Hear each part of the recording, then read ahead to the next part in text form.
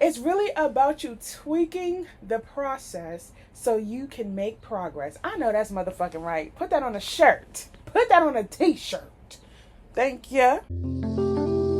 You are now tuned in to the Healing Hot Girl podcast, made for women who are finally giving themselves permission to show up as the women they always knew they could be. If you're here, that means you're ready for an upgrade. So, without further ado, let's get into this episode. Hey, Healing Hot Girls, and welcome back to another episode of the podcast. Y'all, how are y'all feeling? Are y'all excited? Are y'all sad? Are y'all gloomy? What's going on today, sisters? Okay. Honestly, I'm not gonna lie. I feel very conquered. I feel very ready to conquer the day just because I'm getting my clothes. Just because I'm getting stuff done. Right? Last night I pushed through and I cleaned up my crib. This morning I got up. I stripped my bed down. I separated my clothes a few weeks ago, and I got everything stacked up in the living room ready to go as soon as I finish filming and editing. Today's episode is going to be about 3 things that have been helping me with consistency. Just because I feel like consistency has been an area that I struggled in for so freaking long. And it wasn't until I redefined what consistency meant to me that I saw a shift. My biggest indicator for me was like, okay, I'm growing cool, but I wasn't growing in the areas that I wanted to be going in simply because I wasn't investing as much in them. So it's like, you can't really complain about not growing if you're not really putting in the work. You know what I'm saying? And I always used to tell y'all, like, I had the same goals on my vision board. I wanted the same things to happen, but I was never working as hard as I could towards them. And I really just had to check myself on that, because it's like, girl, how are you going to get to where you want to go if you're not even, you know what I'm saying, if you're not even at your 2 cents to the equation. So, I mean, eventually I just said, F it, like, whatever's going to happen is going to happen. Like, I'm just going to run with it. So now I'm a runner and I'm a track star, and I'm getting a new groove. So it's like I'm understanding and I'm paying more attention to how I work, to how I like to do things, to how I feel after actually producing and doing what I said I was going to do. Before, I used to just think consistency meant you're just pushing content, pushing. Now I believe that consistency means showing up intentionally. If I keep showing up once a week, if I'm on task and I'm being intentional about what I'm putting out, I feel like that's consistency. If I'm constantly pouring into something, I feel like that's consistency. For me, I have a podcast, right? So I try to make sure that everything that I post for my podcast is on brand.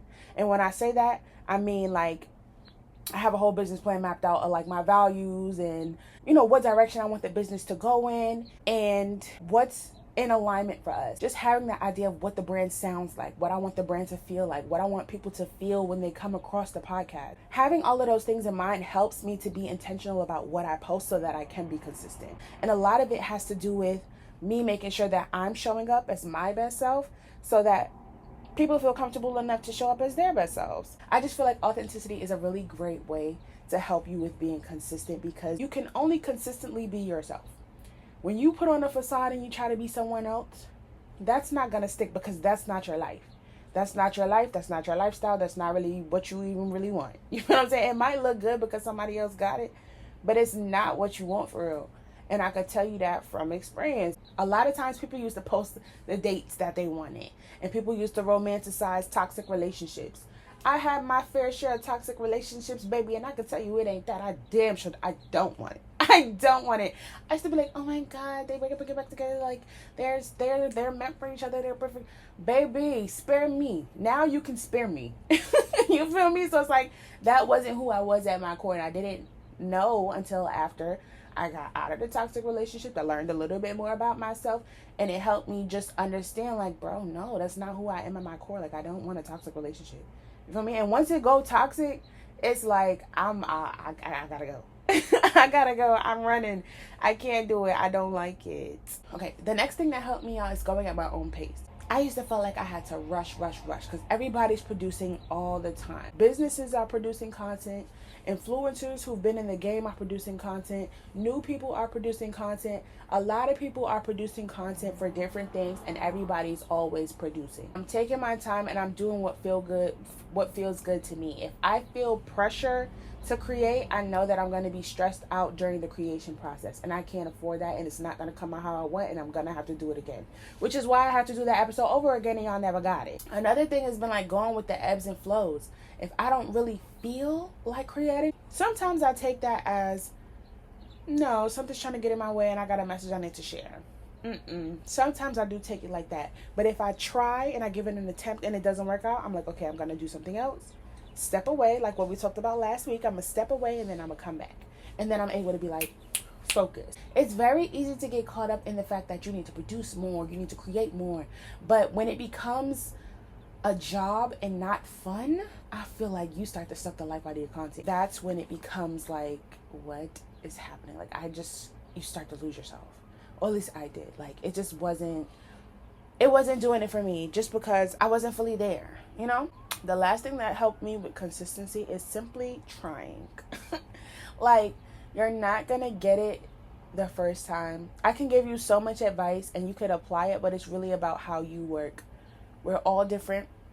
We all receive things differently. We all understand things differently. And if you are in a space where you're still trying to figure it out, that's great, because you are in the trial and error period, which means that you can test things out. You can fail, and it's okay to fail. Like, if this doesn't work out, try something else.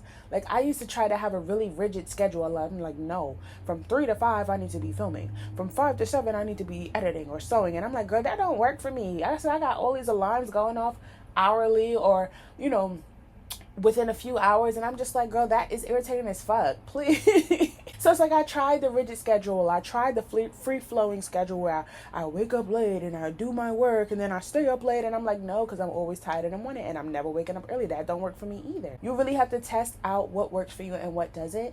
And when you figure out what works for you, run with it. But just figuring out how you work, bro, is really about you tinkering the process and you tweaking it. No, I keep saying tinkering. I'm thinking about Tinkerbell. It's really about you tweaking the process to help improve your progress. Ooh, it's really about you tweaking the process so you can make progress. I know that's motherfucking right. Put that on a shirt. Put that on a t-shirt. Thank you. I really just wanted to come on here and share that, y'all, just because I feel like I've been way more consistent, but I've also been consistent and intentional.